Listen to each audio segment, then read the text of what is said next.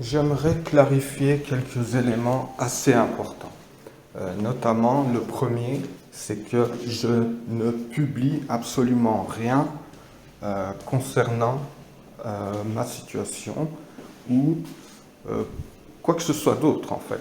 En fait, depuis plus de 10 ans, je ne communique plus, que ce soit à l'écrit et encore moins à l'oral. J'ai jamais communiqué à l'oral. J'ai jamais publié ni de podcast, ni de vidéo. Et donc, il semblerait que ce soit le cas, mais j'en ai aucune preuve, je ne sais pas ce qu'il en est du tout, j'ai aucune information à ce sujet. Il semblerait qu'il y ait donc des enregistrements de ma personne, de ma voix, qui circuleraient, qui seraient publiés sur Internet ou que ce soit ailleurs. Donc, premièrement, donc, je n'en ai aucune connaissance, zéro. Et de deux, c'est contre ma volonté, puisque j'ai jamais autorisé qui que ce soit à publier quoi que ce soit me concernant. Et donc, il y a une possibilité pour que ces publications se fassent potentiellement en mon nom. C'est-à-dire qu'on usurperait ou mon identité. Alors, je tiens à affirmer de la manière la plus ferme que je n'ai jamais ni souhaité, ni eu l'intention de publier quoi que ce soit. Jamais. Et donc, quoi qu'il circule, quoi qui ait été publié, quel que soit ce qui a été publié, ça a été contre ma volonté. Et donc, c'est une violation de la vie privée et de loi, puisque c'est littéralement interdit. Et donc, quoi que vous ayez pu entendre comme étant provenant de moi, ça l'est publié contre ma volonté. Et si il est prétendu que c'est moi qui l'ai publié, c'est absolument faux. Je pense que c'était une clarification importante à faire, puisque je n'en ai jamais fait. Jusqu'à présent, je n'ai jamais communiqué. Et pourtant, apparemment, il semblerait que quelque chose circule, de toute évidence.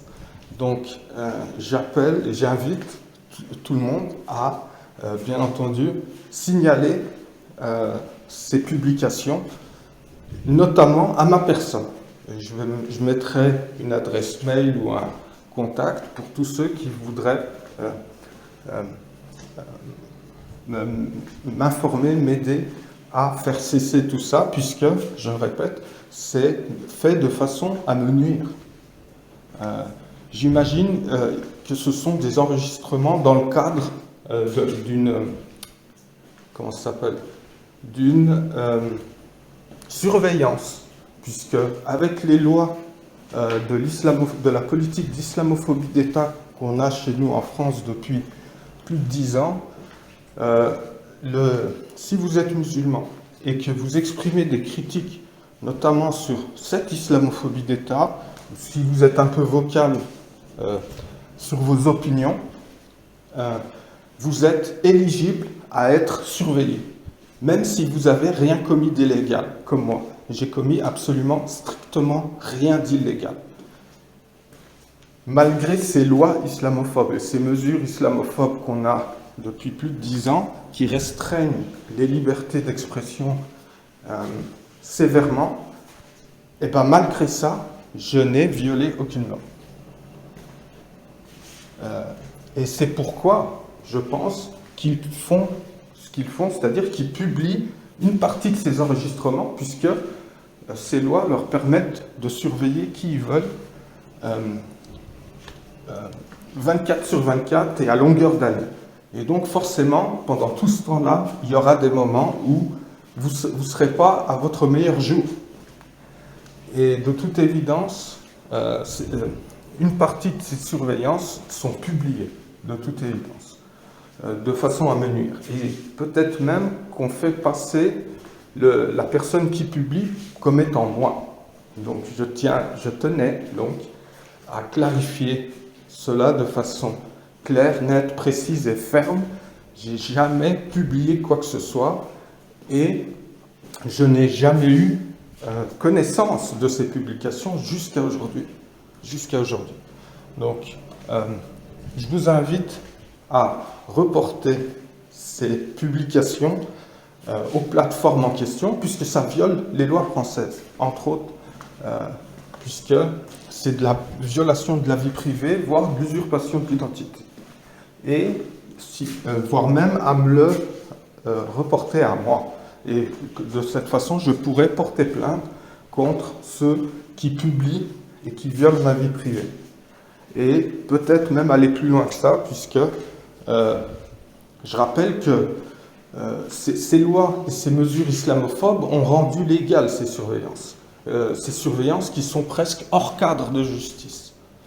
Et d'ailleurs, ce n'est pas que de la surveillance, potentiellement. Ils peuvent faire bien plus que de la surveillance, j'allais dire, passive. Et ce, je répète, sans aucun contrôle de la justice, et ce, sans même que vous ayez commis le moindre acte illégal. Zéro.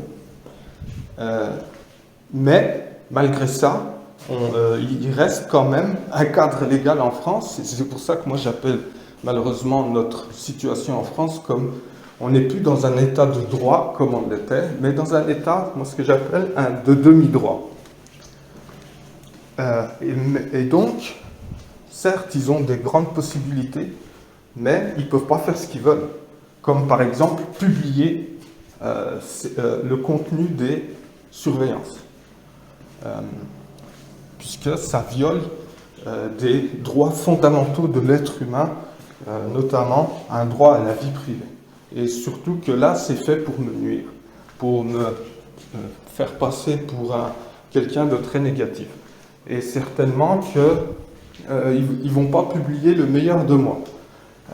Et donc, ceci explique effectivement d'autres choses que j'ai pu observer, on va dire, et qui corroborent l'idée qu'effectivement, une partie de cette surveillance est publiée de façon à me nuire. Et peut-être même en mon nom, en faisant croire que c'est moi qui publierais ça. Et même si ce n'était pas le cas, c'est absolument immonde et bien entendu illégal, puisque ils violent la vie privée des gens, et ce, par l'autorité elle-même, ou des éléments qui travaillent dans ce dispositif de surveillance, qui apparemment n'apprécient pas ce qu'ils entendent, et vu que j'ai rien fait d'illégal, donc ils ne peuvent pas s'en prendre à moi, j'allais dire, légalement, d'un point de vue de la justice. Et donc, cela explique pourquoi ils s'en prennent à moi de cette façon, c'est-à-dire qu'ils me diffament et qu'ils violent ma vie privée en montrant des aspects ou des extraits, des instantanés, des réactions, des moments particuliers que j'ai vécu, et certainement en les sortant de leur contexte ou pas, peu importe, pour me nuire, et avec succès d'ailleurs, apparemment. Donc, je vous invite à reporter ces choses-là, à me les reporter à moi, et le but de tout ça, c'était de faire cette clarification, car en fait, j'en ai jamais fait. J'ai jamais communiqué parce que j'ai jamais souhaité communiquer. Déjà, premièrement, parce que c'était mon souhait, et deuxièmement, parce que j'ai jamais eu la moindre connaissance de ce qui est fait derrière mon dos, c'est-à-dire ces potentielles publications où on m'entendrait parler, etc., qui sont, je le répète, le fruit d'une surveillance qui est dans le cadre, qui est faite dans le cadre de ces mesures, de cette politique d'islamophobie d'État, qui bypass la justice. Donc c'est des pouvoirs extrêmes qu'on a donnés, j'allais dire, là apparemment c'est les services de sécurité intérieure et de police certainement, et parce que vous ne pensez pas ce qu'il faut. et que vous avez le profil qu'ils ont créé de l'ennemi intérieur. Et donc, même si c'est pas vrai, tant que ça y ressemble, c'est suffisant pour faire beaucoup de mal. Et donc, je pense qu'il était peut-être temps quand même que je m'exprime et que je fasse cette clarification, même si je crains qu'elle n'atteigne pas la même audience que celle de mes, j'allais dire, adversaires en quelque sorte, puisqu'apparemment c'est le cas. Donc voilà, clarification est faite.